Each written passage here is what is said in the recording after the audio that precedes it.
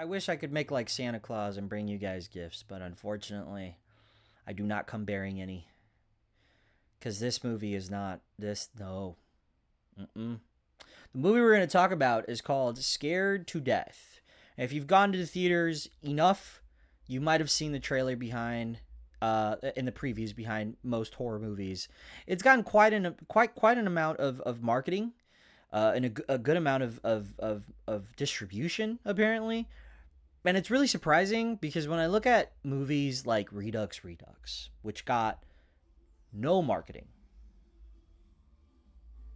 Sorry, Don Omar is outside my window right now. Give me a second. When I look at movies like Redux, and I go, wow, this is like, which is still my number one movie so far this year. Truly fucking awesome. But when I look at those movies and I look at the budget and I look at how much better it is, and I go, like, there was no marketing for this. And then this gets the marketing. It reinforces the idea that the world is a simulation. Nothing matters. The movie Scared to Death follows a group of filmmakers, a crew, who are working on a movie revolving around a seance. It's a horror film. And the PA, who is our protagonist, is trying to step up.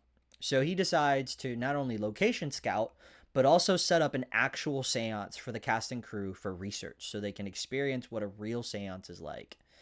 The director very reluctantly agrees and also then takes credit for it because she's a raging bitch. And thus begins the film's hook, which is that when they go to the seance, which is led by Bill Moseley, who you may know as Otis in House of a Thousand Corpses, and the Devil's Rejects, he plays the medium, but he's not really a medium. He's just faking it. He claims to have lost it, but it doesn't feel like he had it at all ever.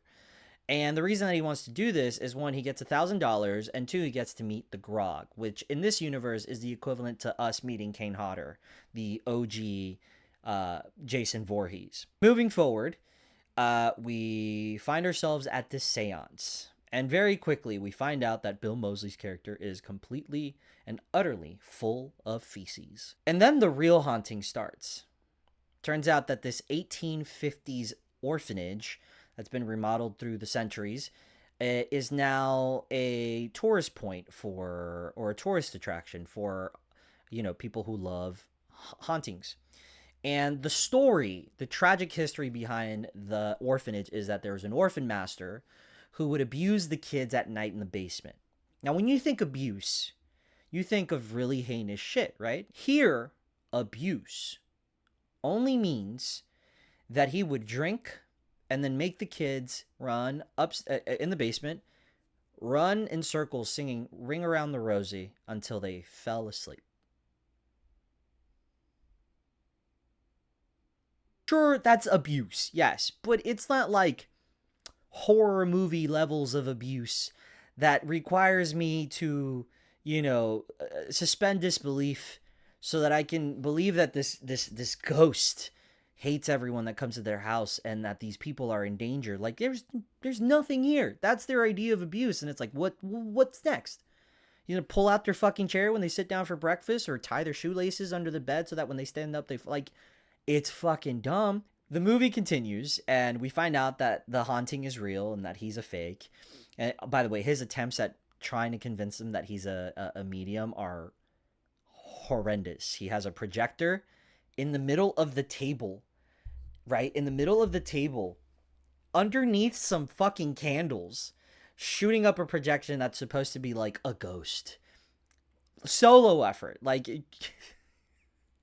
And what's funny is that later on, when ghosts actually appear, the ghosts look as real as the fake projection that he was putting up, hoping that they would believe it. Like, it's just...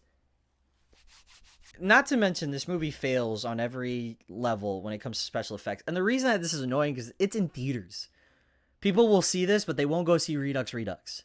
The kind of scares that are in this movie are your usual tropey, oh, there's something in the mirror while I'm looking at it, turn around and it's gone, right? They do there's something creepy at the end of the hallway. They do the stock sounds of like a creepy girl harmonizing at the end of the hall. lights flickering that sound like they got that shit from the Canvas audio section. Like, it's just crazy. And the movie's characters are so inconsistent. You've got the PA, right, who is like super stubborn. He just wants to prove himself, but he's just one note the entire movie. That is the only thing. He gets an opportunity to record behind the scenes during the seance to prove that he can be a good director. And even when people are dying and shit's happening, he has the camera on him. Now, I get that this is a trope in movies, but it's a trope in found footage movies. In a movie where you're not depending on found footage, you drop the fucking camera. Like, if it just doesn't make sense to me that you're that stupid that you think that now that your director's pretty much dead, somehow you think that this is... It makes no sense. Then you have the attractive, like, main final girl who's going to play their final girl in the movie that they're writing, and she's just an attractive, raging coke addict. That's all she is, and that's all they play her up to be. Then you've got the Grog, the guy who plays... he plays the killer in all of his movies, and he kind of got a chuckle out of me because his thing is that every time something happens, he goes, "This reminds me of a movie I was in," and it's in the most inappropriate times. Like, he could be getting choked out by someone, and he'll still be like, "This reminds me of a..." I'm also reaching because I gotta say one good thing about the movie. That's the good thing. That's it. That's all. That's the one. Then you got the more charming character, right? At least they're trying to make him out to be the most charming character. You got a super flamboyant dude who's wearing like a fucking onesie. He's a roided out guy. And then towards the third act of the movie, he forgets that he's flamboyant. He just like straight up starts fading up with the fucking ghosts, throwing wood at things and kicking them down the stairs. It's so dumb. It's as dumb as I'm explaining. If it sounds dumb, it's because it is dumb. It works neither as a comedy or as a horror film at all. It doesn't, like, I don't understand the point. If you're not going to be funny, be scary. If you're not going to be scary, be funny. If you're going to be neither, be non-existent. Because there's no reason why you're making this movie. Like, it doesn't serve a purpose. I thought maybe it was a commentary on Hollywood and how it sucks. I mean, yeah, but that's it. That kind of stops and ends right there at the first act. Then this is the craziest part. Then the end, the third act, okay? When everything has happened, which, by the way, the third act, when things ramp up, the movie cuts to black. And then it's daytime, and then another character comes in, the pothead, who is a pothead the entire movie and then just disappears and comes back to find everyone half dead. She walks in to see the aftermath, an aftermath that we missed, by the way. I closed my eyes for 2 seconds because I was sleepy. I was fighting sleep. Like, I was dead ass. Like, I felt like I was being tranquilized. Like, I was half asleep, but I held on tight. I closed my eyes for 2 seconds. I swear I'm not being hyperbolic. I literally did like one of the... That's how long. And when I opened my eyes, we had cut to black and we were at a police station. Now, this is what's funny. You know that meme of Tobey Maguire in Spider-Man 3 where he goes full emo, right? Like, I love that movie. I'll defend it anytime. But you know how it's a meme, right? Like, it's a whole thing, right? You know. They do this thing with the main character where after all this shit happens, you find him in front of the police, you know, in front of, he's in front of a cop being interrogated. And he's got the same hair. He's wearing a black jacket. And he's got a striped shirt. They're making him emo. Because fuck subtlety and nuance, right? So, and then at the end of the film, the very last line, the cop says, "Don't leave town," insinuating that he's responsible for it. And he looks at the camera and he smiles at me. And that's the end of the last. There's one other movie that did it this year. It was called Send Help. If you've seen it, you know. It works there. Because the movie is goofy as fuck, and it works that way. This movie didn't earn that fourth wall break.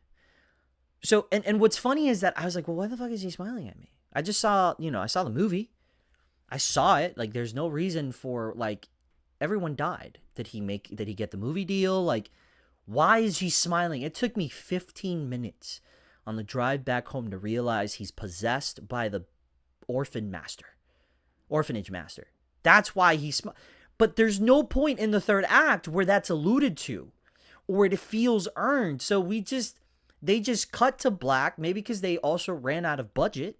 So the movie ends and I'm driving home and I'm like, Son of a bitch. Wow. And that's crazy to me. That's insane to me that I didn't have that revelation in the movie where it probably would have been more impactful. I should say just impactful, because more would insinuate there was a level of impact. There was none. So I would have been like, oh, okay.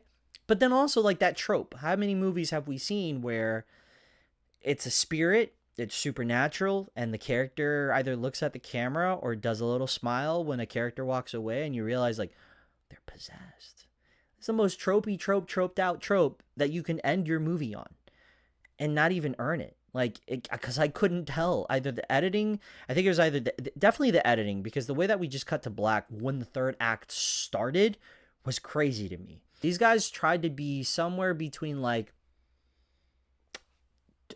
early 2000s live action Scooby-Doo funny or creepy with that same level of effects, and then also trying to be as funny as Scary Movie, but they missed the point. I can admit that at least the Wayans brothers have a blueprint what makes those movies successful, but this shit, nah. Ugh. That's it for this review. Thanks for showing up and hearing me rant about ass films. So, on that note, I'll see you guys at the movies.